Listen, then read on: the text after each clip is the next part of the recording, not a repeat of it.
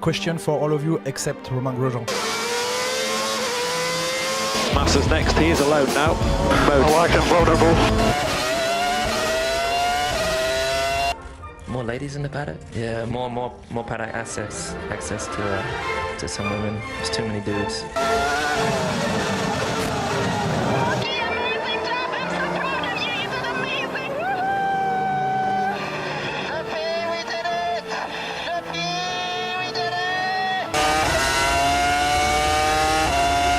I don't really have a lot to comment on that, except that he was being a pussy. Alright everybody, welcome to podcast number 2 of BDE F1. I'm Pushan, and we have Ian here. Hey guys. Remy in St. Lucia.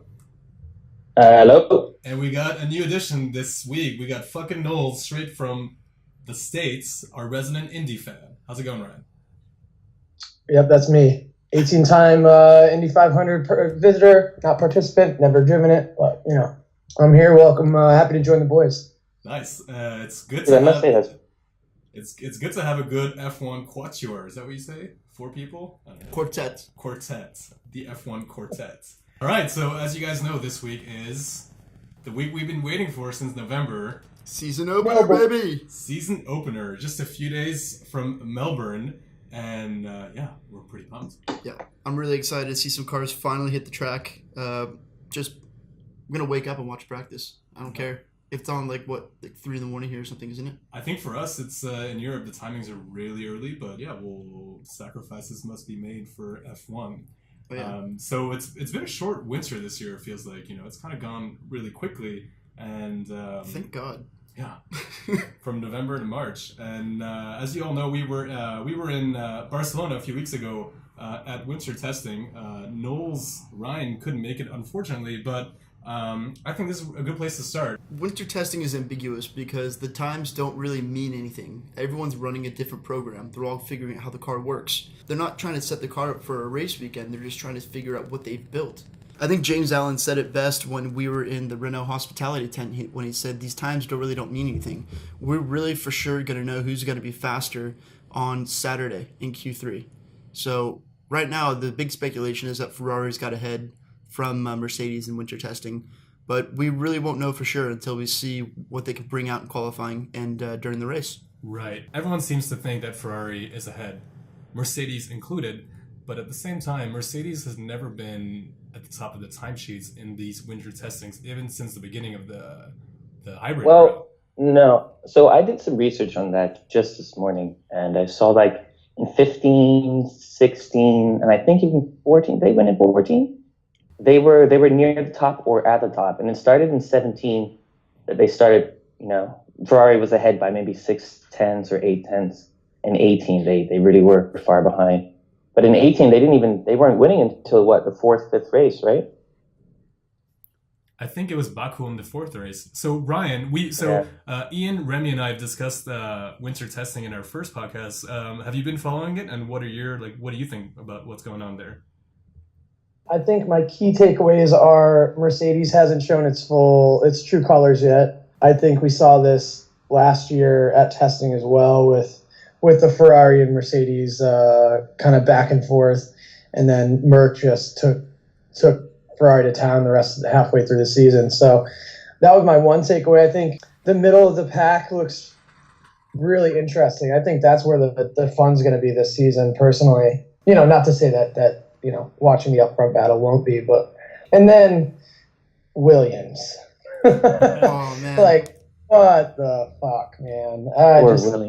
Poor Williams. And as Pushan and I were watching the Netflix series this weekend and a full binge, full F1 bender, it's going to be interesting to see what happens with Williams this season if they don't show some sort of performance. So looking at the times, right? So I think we all agree that we won't know until Melbourne, and that's why I'm really excited for quali, especially Q2 and Q3. But Williams seems to be over 2 seconds off the pace. Like there's definitely the front runners, the midfield is very tight, and then Williams is like another 0.8 to a second off that midfield. So definitely worried about that. And you guys heard about Paddy Lowe taking a leave of absence it just kind of seems that there's a lot of shit going on behind the scenes that we should probably, dedicate an episode to that in a few races. See what happens with Williams. Absolutely. Do we all agree though that Ferrari is a little bit ahead right now? I'm not going to head until I see what happens on Sunday. Mm-hmm. Okay. So if you guys The cop out Knowles. Knowles is a Merc fan. I think he's officially the only Merc fan out of us four here. Fucking Oh. Knowles. Yeah.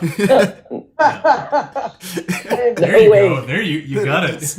I'm more of a. Let's put it this way. I think more of a Lewis fan. Oh, Because, God damn it. All right. Good man.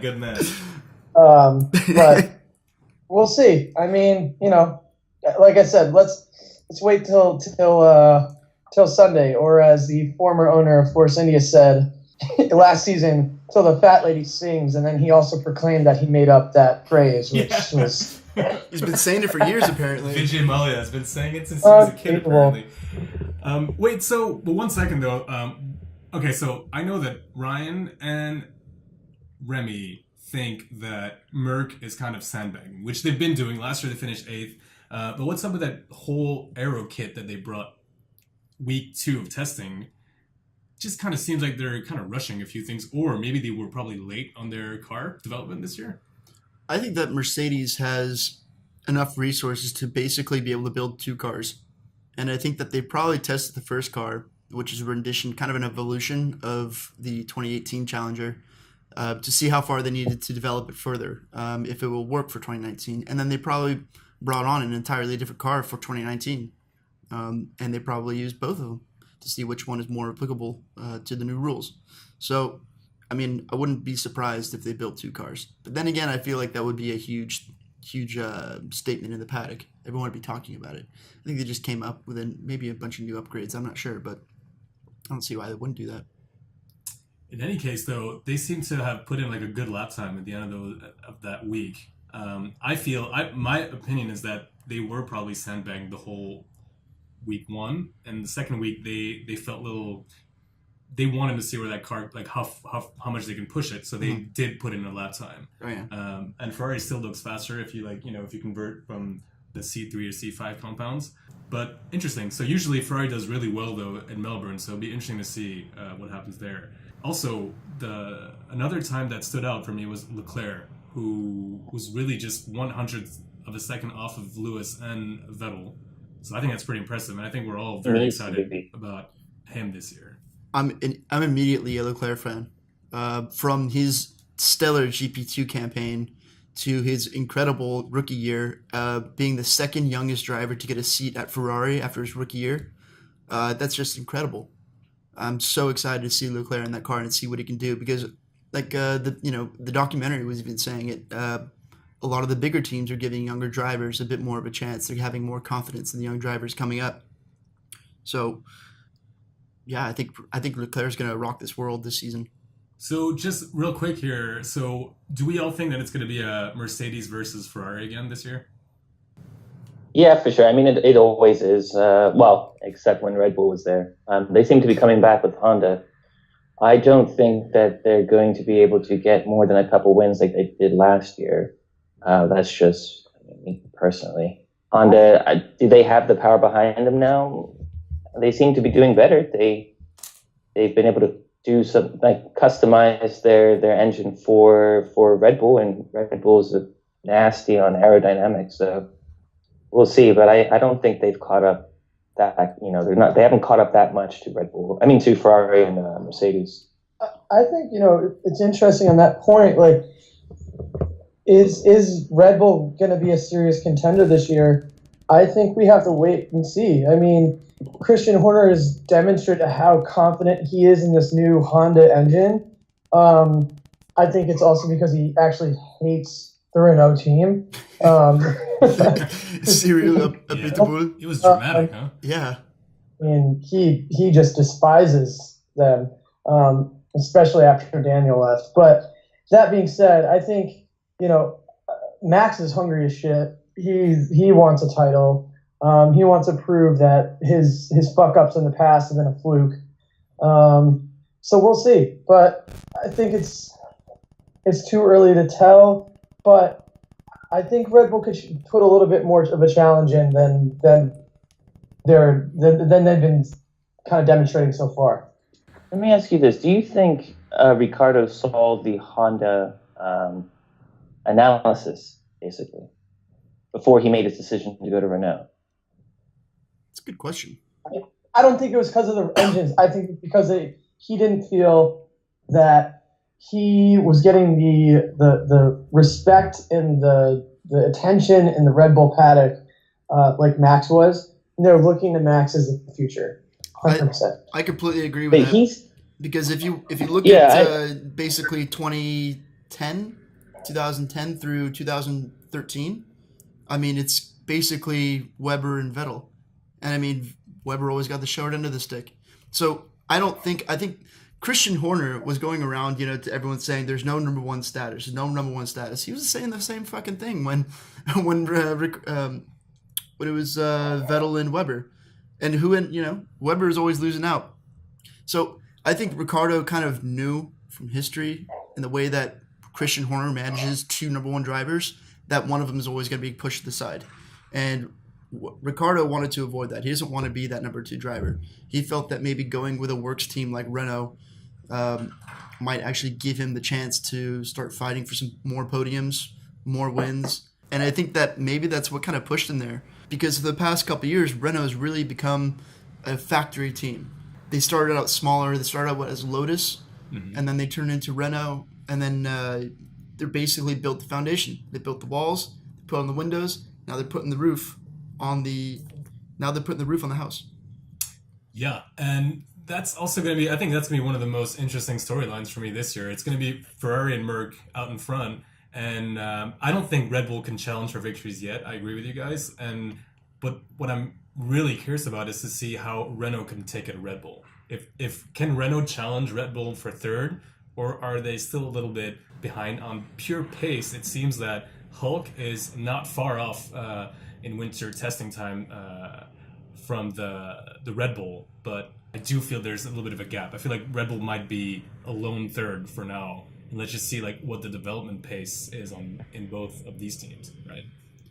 We'll see. I think that the Renault engine is going to be strong this year, especially because the leading team that was using Renault engines last year, Red Bull. And I think that also with the new Honda engines that Red Bull and Toro Rosso are using, Red Bull's making a lot of statements to the media saying that Honda have been a dream to work with. They delivered on everything. We're very happy. Max Verstappen even said the engine is much more responsive. I think they're talking shit on Renault because they're saying we never had a relationship like this before. I think too, it might be that kind of honeymoon phase when you first start dating a girl. The first 6 months are just magic because you're just fucking left and right, and you guys are really in love and all these things. And then after that 6 months, start to kind of start to notice the little ticks that kind of drive you insane. And maybe we'll see. That was a good analogy. Yeah. I love that. The Japanese versus French engine girlfriend. Yeah. And another thing, after watching that documentary, I'm not going to trust a word that comes out of Christian's mouth. Everything he says is just to put him in the best light. So. Red Bull's all about PR, and he's brilliant at that. So I love those little digs. Honda's amazing.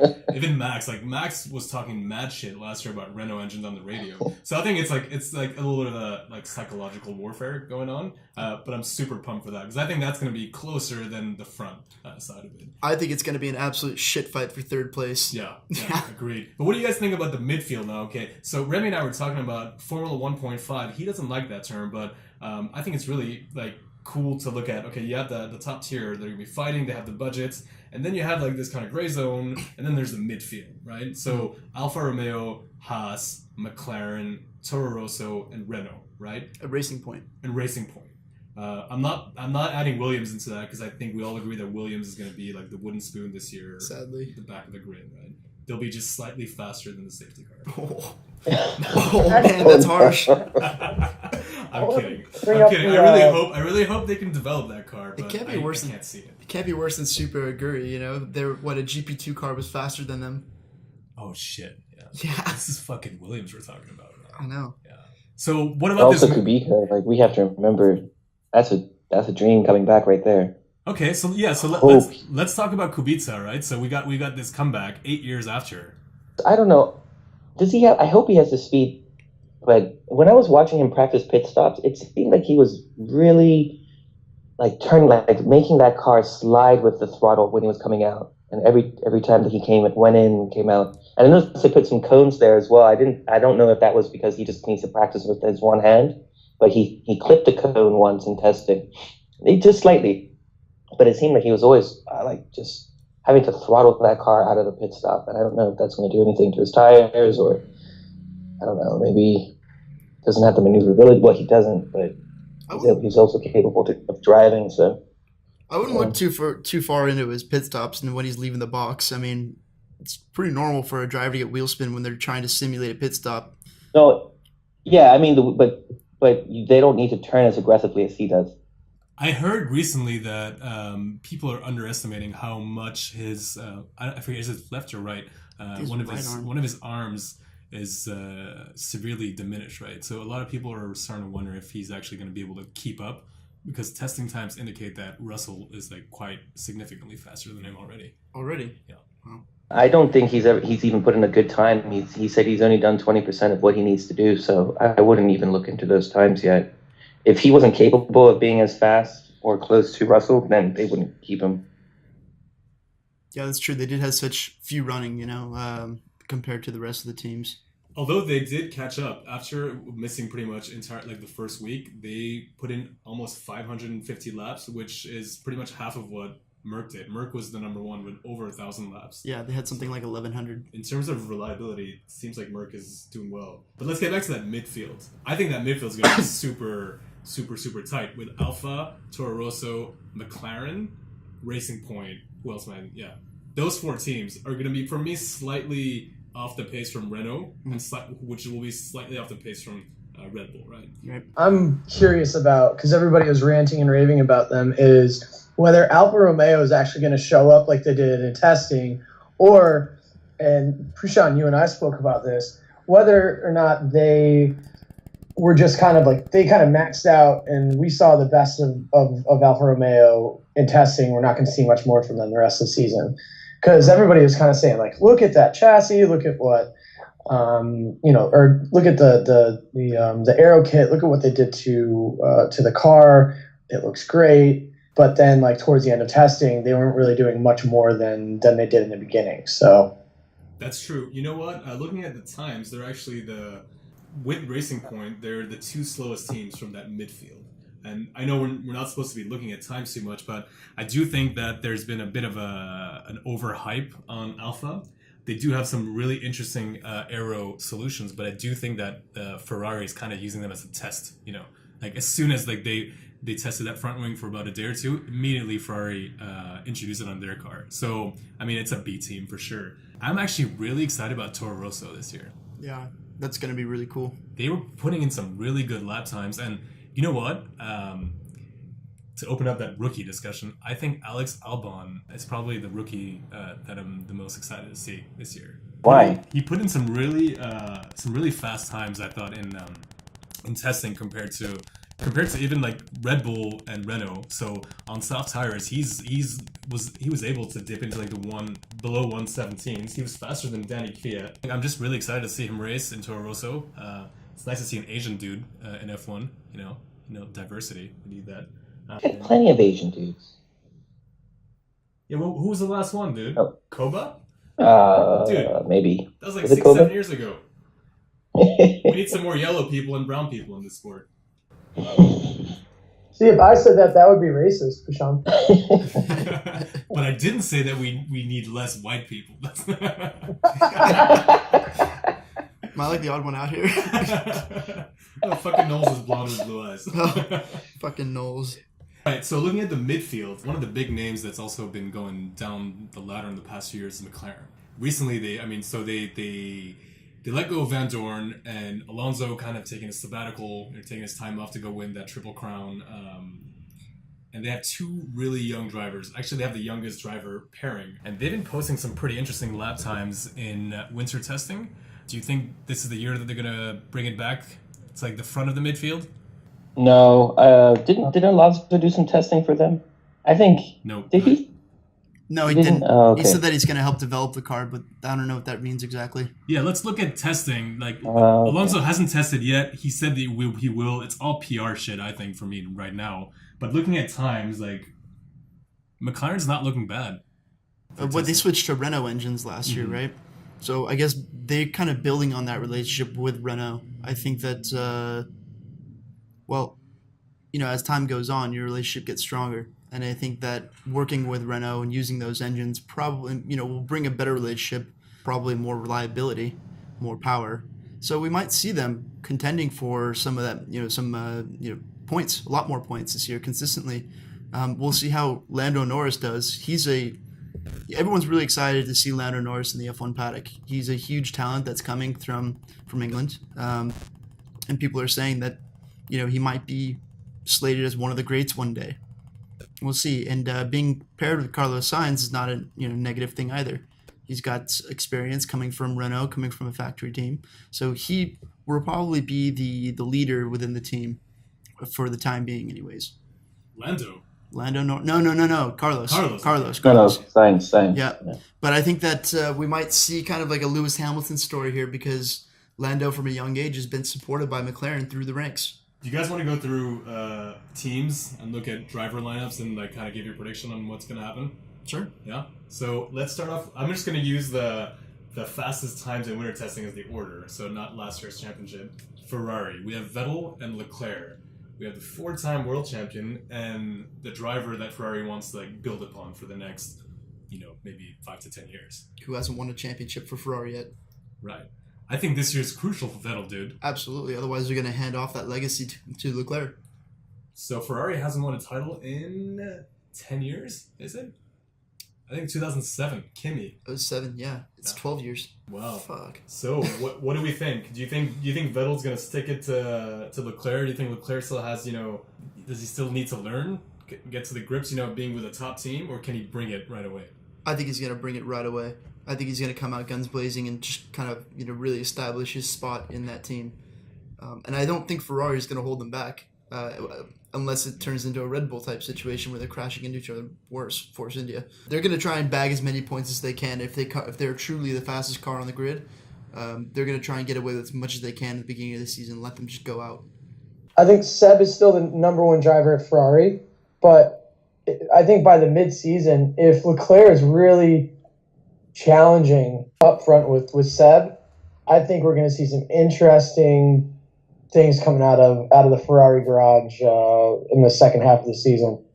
Just politically, I mean, not actually in terms of performance. Yeah, that's something I'm looking forward to too. I think we're going to see another Lewis versus Alonso. He's very strong mentally. He was a dream last year, dream in GP2. He's putting down times already.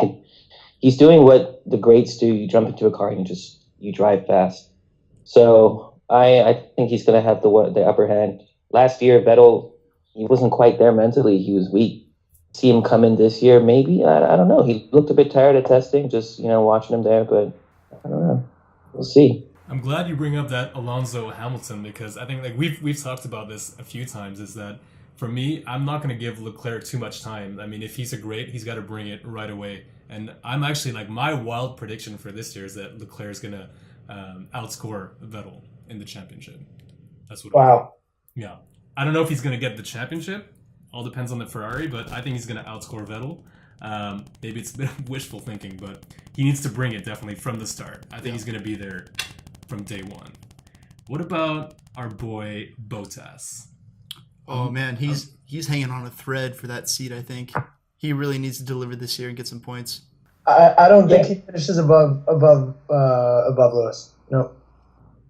No, me neither. Even though he came out recently and said he's going to beat everybody, or he wants to beat everybody, but he can't. He's not going to beat Lewis. It's a good attitude to have, but I just don't think he's capable of it. I think he's just trying to psych himself up. It's good. That's great. Yeah. People always underestimate Lewis, and then he's won how many championships since he's been with Mercedes? I mean, it's a thing where Valtteri can say all he wants, but Lewis goes into almost beast mode when he's under threat. And I just don't see Valtteri with that same attitude. And quite frankly, we saw it last year in a lot of the one-on-one battles when, even Ricardo was trying to pass him. What was that race? And they were battling, and finally Ricardo did pass him when Valtteri was trying to get it, keep him from passing him. So just one of those things where I just don't know if we're going to see that from him. Yeah, I think that we'll be seeing Mercedes possibly shopping for a new driver. I mean, we all know that they have Ocon in third, in that reserve driver. I don't think they'll kick him out mid-season, but he's waiting for 2020. So yeah, I mean, I hope Valtteri performs. I like Valtteri as a driver. I just think that he's got the shit kicked out of him for 2 years, and he just needs to get his head back in the game. Yep. Red Bull, that's an exciting one. We got Max Verstappen, who's hungry as fuck, and Gasly, who even Helmut Marko and Christian Horner say might be a little green for Red Bull. Helmut Marko? What is it? Helmut Marko? Helmut Marko. He's now known as Helmut Marko. Helmut Marko. Helmut Marko. So, I mean, he flips the market so much, though, so the driver market, we'll see. But, I mean, Gasly crashed out twice in testing. That's going to fuck with him. And once wasn't his fault, though, but it seems like he's kind of overdriving it. Yeah, he's got a lot to prove. Going from the B team to the A team, junior varsity to varsity, man. You got to prove yourself. I just think as long as he doesn't fuck up too much, he'll be fine. They're gonna give him a year to get used to that seat because there's not much threat coming from Toro Rosso. So it's definitely they're playing the medium game. Yeah. We want Gasly to be a great Leclerc. I mean, if everyone's giving him all this praise, he's got to bring it right away as well. Yeah. But I don't know. Agreed. When people crash out in testing, I kind of like it. Just find the limit. That's what testing's for. And fair enough. But that was a huge driver mistake. Remember, we saw him put a wheel on the grass. Yeah, it's true. But I'm excited. I think Gasly can definitely hold his own. But when you're teammates with Max, I mean, you gotta you don't have a second to breathe. You gotta be on there from the start. It's like being teammates with Vettel, I think.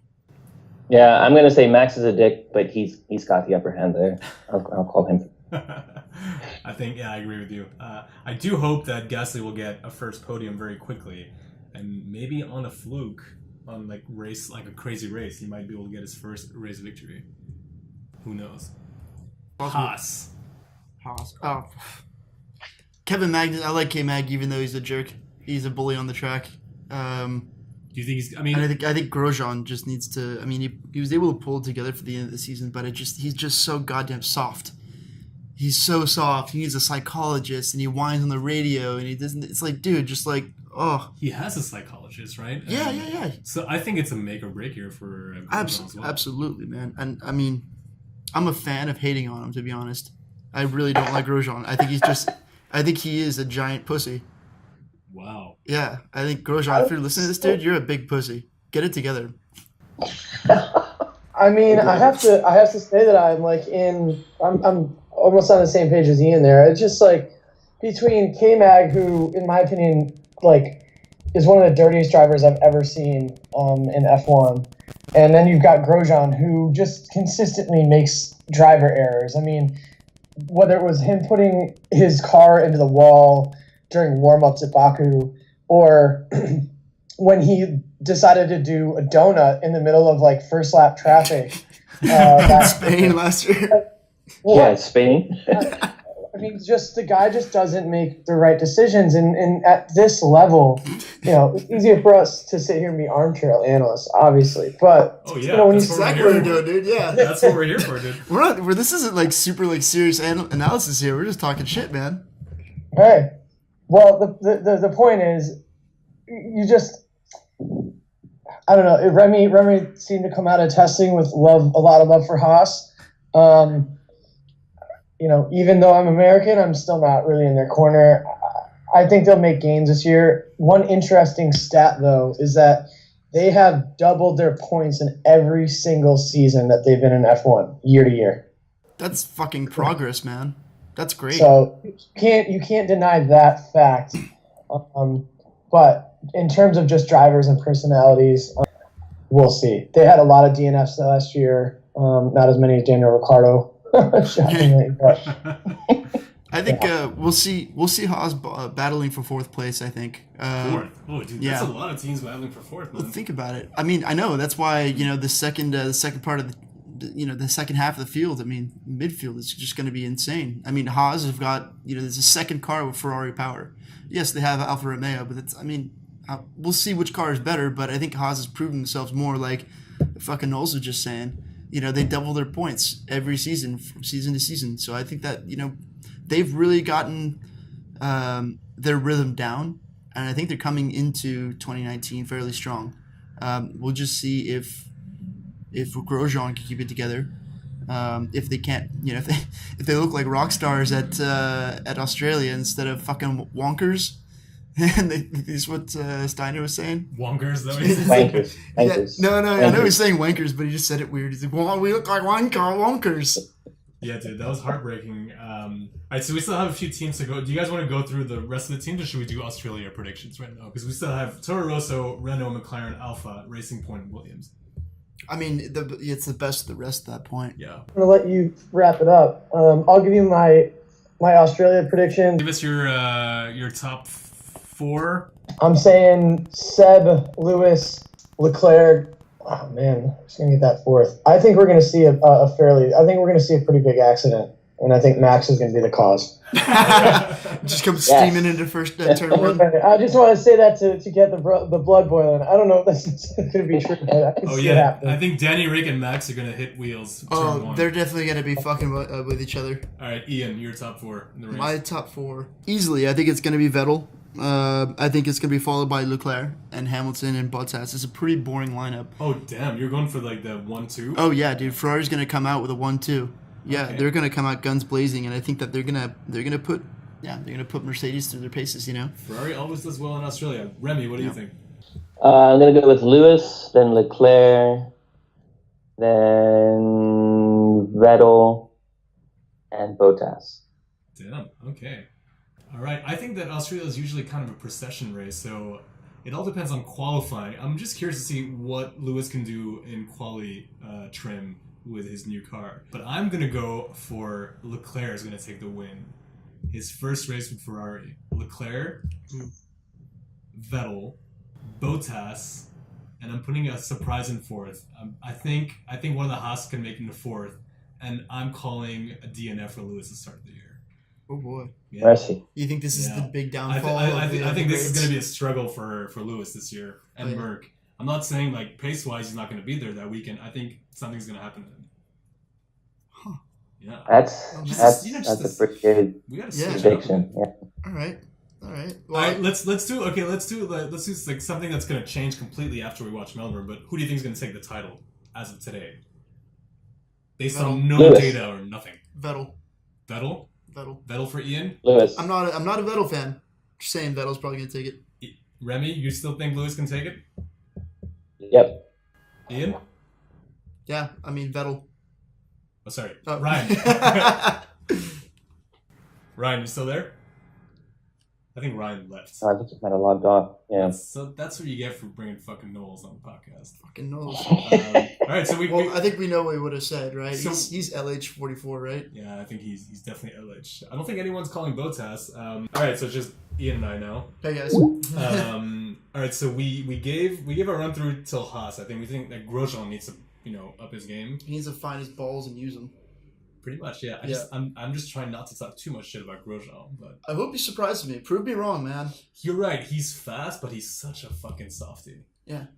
Anything goes wrong, and he it's not like Lewis. When things go wrong, he brings out his A game. For Grosjean, there's like a little bit that goes off, his like ideal. He just crumbles. Yeah. And K-Mag's just there laughing because like he can deal with it, and he gets those points. He's definitely a better racer. That's what makes the difference between a great driver and a regular driver. I mean Formula One. Okay, where, if the smallest thing upsets you and you need to go crying to a psychologist about it, you're not going to make it, man. If you're that soft, you shouldn't even be there at that point. Yeah, there's other drivers that are waiting. Ocon. Oh yeah, I'm surprised that Roman has been F1 for as long as he has. I think he's hanging on a thread this year. Man. Yeah, you need to have elbows out. You need to be tough on the exterior. You need to be suck my balls, mate. Fucking Magnussen. You know who's tough? It's fucking Danny Kvyat. We keep kicking him out of F1, but he keeps making his way back in, man. How is that? Like, what do you think about that Toro Rosso lineup? I think the Toro Rosso is going to be good. I'd like to see Albon outpace Kvyat, just because I think that Kvyat's had his chance in Formula One. Like you said, you know, he keeps crawling his way back, and I'd like to see that seat be open for newer talent. Yeah. So I'd like to see Albon come through, and you know, Formula One, it's only 20 spots, and there's a lot of other talent that's coming up. You know, so. I'm excited for Albon, and because it opens up that Asian market too. So if he's a good driver, that's going to really create like a good buzz in Southeast Asia. I'm not the biggest Daniel Kvyat fan, Torpedo, but he might bring some. He might stir some shit up at the start, actually. Yeah, he might come steaming into turn one. Yeah, it's been a few years since he's taken one of those, so you never know. Yeah. But I think he's going to outscore Albon just based on like experience, and he'll know when to capitalize. But I think Albon's going to show like more raw pace. Yeah. Maybe so. You think that maybe Albon would be a better qualifier? Yeah, I think Albon's going to be the rookie of the year for me. Yeah. Well, how many rookies do we have? We have Norris, Russell, and Albon. And Giovinazzi. Pretty exciting rookies this year. I think that Albon has a really solid car. Giovinazzi, who knows? He's up against Kimi. Let's talk about those guys. I think that actually this will be a really good learning year for Giovinazzi. Having someone like Raikkonen as a teammate, I mean, he's left Ferrari and came back to them. He's been a race winner, in a car that deserves midfield places. Someone like Kimi is a wealth of knowledge for a rookie like Giovinazzi, for sure. I think that last year, I mean, let's not forget Sauber 2 years ago with the last team. They were kind of like what Williams is doing now. And then last year they had a great turnaround, developed that car like mad, which I doubt. I mean, I still suspect Ferrari of helping them a lot on that. And now they're going to have that wind tunnel. I'm not sure if it's operational yet, but let's see how they can develop the car. I think Kimi's excited about it, like pre-retirement. And Giovinazzi needs to beat Kimi right away because Kimi's kind of like on autopilot. So if he doesn't perform, like his dream to go to Ferrari is going to get further and further. Can you imagine that lineup, Leclerc, Giovinazzi? Dude, Ferrari have been wanting a good Italian driver for years now. So have I. That would be cool. I'm rooting for Giovinazzi as well. Yeah. And I'm just excited that Kimi's still there. Yeah, me too. I'm glad that Kimi's still in the grid. I love his interviews. Just so nonchalant. And we met with both Renault drivers. I think that's for me is the most exciting driver lineup of the year. What, Hulk and Rick? Hulk and Rick might be the most competitive lineup. Yeah, out of any team. I think they're both pretty get along kind of people, but when they're in the car, I think they're going to keep it very, very. It's not be personal. It's be racing, and off the track there might be a pretty fun relationship. I think that for Rick being a teammate to someone like Max Verstappen, for them to be able to get along off the track and to be able to fight it out on track, it says a lot about their personalities. So having someone like Rick and Hulk, they're good personalities in the paddock. They're going to be a lot of fun to watch together. They're going to be a lot of fun to watch racing with each other because I think they both respect each other a lot. Oh, hell yeah. And I think that Hulkenberg is probably the most underrated driver. And I'm really happy that he stuck it out with Renault and he's got that multi-year contract because I want to see him do well when Renault brings it to the top teams. Yeah. I'm excited for that. And I'm all out calling Hulk gets his podium this year, his first podium, finally. Like, he deserves it. That has to happen this year. Yeah. Let's talk about Racing Point. Particularly Stroll and Perez. We didn't say a word about them. No, we didn't. They didn't really develop their car much, but kind of like last year where they bring this kind of like hybrid car from the previous season to testing, and then but they have like this capacity to develop their car throughout the year. Yeah. Obviously, Papa Stroll is bringing in a lot of cash, so they're definitely going to be developing that car. Throughout the year, but. I'm not sure where they are, honestly. I'm not sure where they stand. They're probably going to be fighting Alpha for like those last two positions before Williams. I'm kind of curious as to what Lawrence Stroll's money really and how it influences the team. Because look at Williams now. I mean, Williams depended on a lot of that money, but what did they do with it?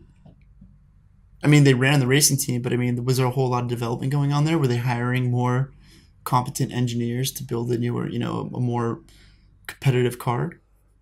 I mean, I wonder if Racing Point's just going to kind of be existing if they're really going to, maybe it was a good thing that Ocon didn't get that seat. I think that Racing Point's going to go through a transition period where I don't know how much they developed that car. it's looking more like they're probably setting the pieces up for next year, and they're building that wind tunnel and all that stuff. I think like there's like an 80 million euro wind tunnel that's being built right now. Jesus. Like we won't see like the positive effects of that until later. I think that they're going to be struggling kind of like in the back of that midfield, and I think I'm excited to see what Stroll has like up against like a real driver, you know. Like nothing against real driver. Nothing against Sorokin, but you know, it was like there was I guess it was hard to compare those two last year fighting in the back. They're both rookies then. Yeah. No, Stroll wasn't a rookie at that point. No, it's his second season in F1. Yeah. It's the first time. Sorokin was a rookie last year, and he fared pretty well against Stroll. So yeah, let's see if Stroll can bring in a Checo, dude. I'll be the first one to say like, okay, you deserve your spot here. Yeah. I think so. I mean, the dude's gotten a lot of shit for just buying his way into Formula 1, but you have to remember he did win, Formula 3. He won everything until he got to F1. So yeah, he's not a shit driver. True. McLaren. We kind of touched upon that. You're really excited about Lando Norris. I'd like to see what he can do if he lives up to this hype. The next British superstar. That's what everyone's saying. I think Carlos Sainz is also like very underrated. Like he kind of goes under the radar. He's calm. He's kind of reserved, but I think he's bloody quick. Yeah. So I'm excited for him. I'm not sure about McLaren in general. They're still not over Alonso. They still want him around. Yeah. I think that, and as a fan, I'm secretly hoping that one of these drivers will, at one point, I don't know. I don't want him to fuck up, but I'd love to see Alonso back in a car for a Grand Prix. Yeah, that'd be great. You want me to be a test? Like, let me test it throughout the whole weekend. Yeah, exactly. That's what I meant by testing your car. Yeah. So, Lando, you're out. The veterans coming in, make way. But I don't know if that... I don't know if McLaren has their shit together in terms of, like, their organization, the way they're running their team. I'm not really sure about it. I'm not really certain either. I don't think we'll see Alonso in a Grand Prix ever again, although I'd love to. Maybe McLaren will, all of a sudden re-engineer a brand new car that's going to be winning races. There'll be a big surprise, and all of a sudden Alonso comes back and starts knocking on the door. Hey guys, I'm here. Where's my seat? That would be great. Well, in any case, I'm super excited about Melbourne. We're going to be waking up super early, like 3-4 a.m. Yeah, I'm going to be in Ireland. Oh, wow. Yeah, so I'm going to have to... You could be at the pub. Yeah, probably still at the pub, so I'm going for St. Patrick's Day.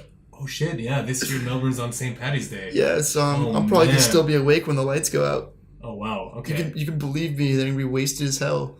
Watching this race, really hoping that Vettel or Leclerc wins it. Oh my god, you should definitely do some like drunken commentary on that. I probably will. You know what? I'll record that for you guys, and we'll bring it back here. We'll play that. Well, I won't listen to it because I probably won't. I won't give it to you if I do.